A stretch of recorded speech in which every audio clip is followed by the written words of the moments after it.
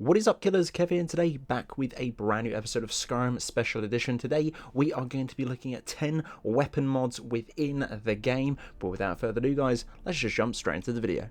Magic Mace, coming in at 825.1 kilobytes of a download. This mod adds a new magical mace to the game. The speed is going to be 1, and when it strikes the enemy it sends powerful shock into them. In order to craft this particular weapon you will need to head over to the Skyforge, as that is the requirement for it, as it will not be craftable within any forge. And this one, all you will need is 1 Daedric heart, a leather strap and 3 ebony ingots. Now there is an alternative to this particular one. I'm not too sure if the stats are dramatically different within the two, but the properties are going to be the same, thus upon obtaining the weapon. Aesthetically, as you can tell, looks very fantasy indeed. Personally, this would be great for a paladin or even a mage. It definitely gives me World of Warcraft vibes. Bolar's Oath Blade, coming in at 4.7 megabytes of a download, a port from the nexusmods.com, but this basically changes the appearance to a very unique one, and overall looks really gorgeous too. Not only are they using their own models and textures for this particular one, but it is coming with a beautiful sheath too. Once upon drawing, you guys will probably know the crazy animation I have there. If you want to know what that is, let me know down in the comment section below and I will plug you a link.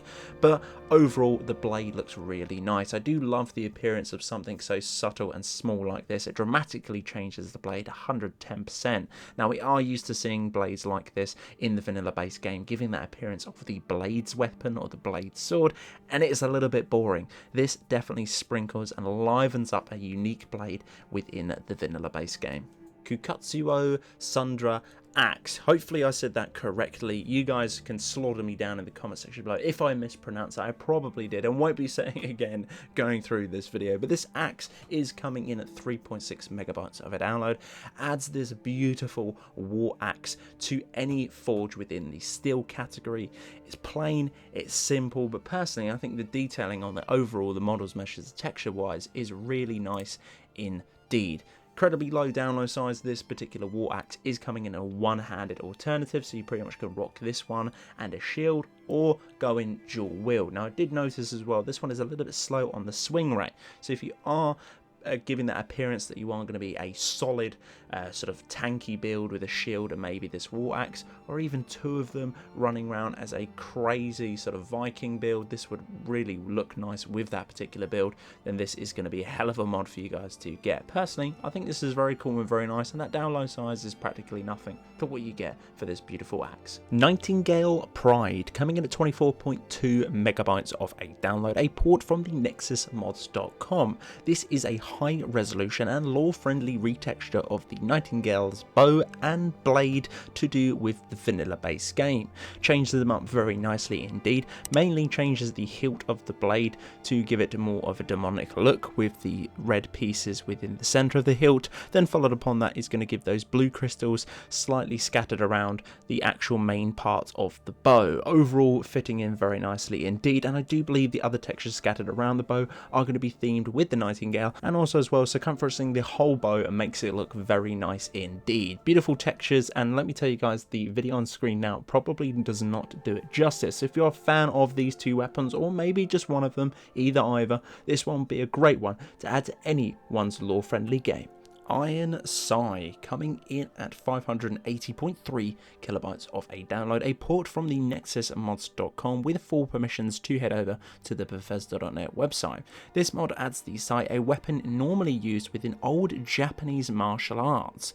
It's treated as a dagger throughout the game and can be produced and strengthened all within the sections to do with smithing. Can be crafted at the forge under the iron section for practically no requirements to, and then bumped onto the grindstone to level it up within damage. Place this craftable within your load order. LLO format recommended for this particular mod, and honestly it would look great on a female assassin. Loads of different playstyles to use this particular weapon within. Break of Dawn, coming in at 4.4 megabytes of a download. This mod adds a new silver weapon into the game called Break of Dawn, which is lightly inspired by the Dawn Guard weapon. It is completely stand-alone.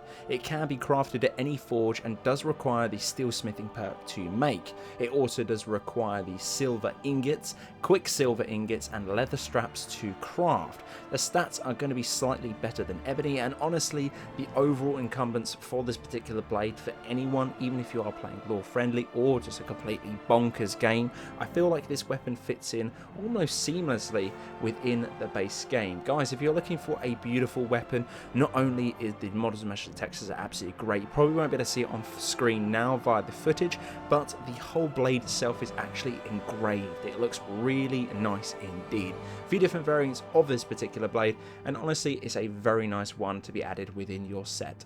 Billyroos Weapons Compilation. This one is coming in at 42.6 megabytes of a download.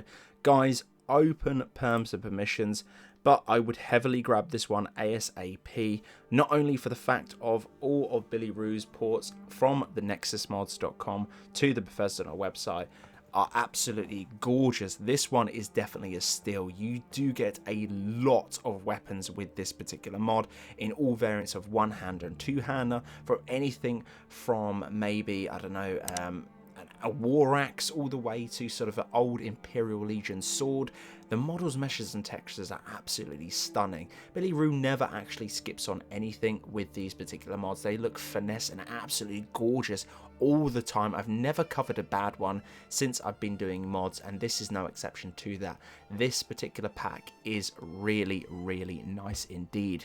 You will need to craft all of these weapons. Please do bear that in mind. Everything is required within the quotation steel smithing perk, except from a few different blades, which you will need the arcane blacksmithing perk. But that all aside, you can grab some absolute beautiful blades. They're going to be scattered around in a few different locations. Most of them are going to be within the steel category, and some are going to be within the miscellaneous, and you can find a few within the tanning rack under leather for a particular spell tune, but I won't give that away too much. If that does sound interesting, guys, pick this one up. I guarantee you will not be disappointed with this particular mod. Abyssal Jailer. Now, I'm probably saying that absolutely wrong, but hey ho, this one is coming in at 5.3 megabytes of a download. A new sword based on a weapon from a tabletop RPG written by the mod author's friend. How sick is that? So not only do we have two people that are making their own tabletop RPG board games, or game in a sense, they're implementing that creativity from there into Skyrim. That blows my mind. This particular weapon is a beautiful one to grab and pick up. Many different variants of this particular one, and it was a little bit of a pain in the butt to actually craft some of the variants to do with the sword. But once upon creating one, you can actually roll it up, keep throwing it into the forge and making something better, hence the pluses that you are seeing on screen now. Guys, there is a ton of requirements to make these particular swords, but I guarantee once you've got them, they look really nice indeed. And I can tell you, from going from levels sort of 0 to a +5, the benefits are definitely going to be noticeable too within combat. MSZ Goods, coming in at 282.5 megabytes of a download. Now, before you sit there going, Jesus, that is an absolute huge mod, trust me, this has a lot to offer, this particular mod, and I was blown away to see that the sort of mod author themselves, or the person that's ported it over, is planning on adding new weapons to this particular pack. It's absolutely insane. There are so many weapons to be added within this particular mod. I'm going to show all of them in a separate video, so if you want to do that, there's going to be one up on the channel very shortly. But for this particular one, there is a ton of weapons. I'm not going to read them all off. I'm going to pretty much give you a visual representation via this video, so if you're watching it now, this is a few selection. But you do get katanas, swords, maces, but they are planning to add more in the future. There is an actual MSZ or Z item box placed in Warmanes if you want to pick them up for completely free, or you can actually go into the forge within itself and craft up all of these particular weapons. I had no problems whatsoever with this particular one. There was no crashing. Usually when a texture or an item does display itself within the forge and doesn't like it or clashes with something else, it instantly crashes and burns. This particular one had no issue whatsoever. Pretty much downloaded it, no particular order for the load order, threw it in, jumped straight back in, and it worked absolutely finesse. So 2 ways of getting these: forging it or war mains, up to you, but they are absolutely awesome, and we'll be doing these within a separate video. Skyrim Horse Renewed 2K, coming in at 42.7 megabytes of a download. Open perms and permissions from the nexusmods.com to head over to the Bethesda on our website. This mod changes the horse meshes and textures, diffuse and normal maps for all Skyrim horses. Horses and horse rider animations have been changed too, such as idle, walk, trot, run and sprint. Overall, I think this is a great new change. It doesn't dramatically change them for the animations to do with the horse, either if you're on them or off them. I think they look really nice. They seamlessly go into the game. It's just, again, another upgrade that we should have had within this quotation of a special edition. Personally as well, the textures on the horse looked really nice too. You can definitely tell they were rebuilt and revamped. This is only going to be one horse within the game, but you get the pretty much the nostalgia of the general idea of what the animations look like, and also as well the quality of the textures running through this particular mod. So guys, that's the end of this episode. Hopefully you guys did enjoy. If you did, I would very much appreciate a like on the video. Click that subscribe button. Right next as well, there is going to be a little bell icon. If you click that, you will get a notification in some way, shape or form when I upload a video to the channel. But until the next one guys, Killerkev here, and Killerkev out.